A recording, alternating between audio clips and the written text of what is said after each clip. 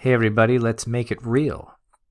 Presidential character matters, and James David Barber, the late James David Barber, spoke about 4 different types of presidential character. There's the active positive, active negative, the passive positive, and the passive negative.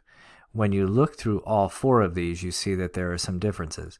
The active positive says that this is a person who's highly engaged and gets some satisfaction as being president.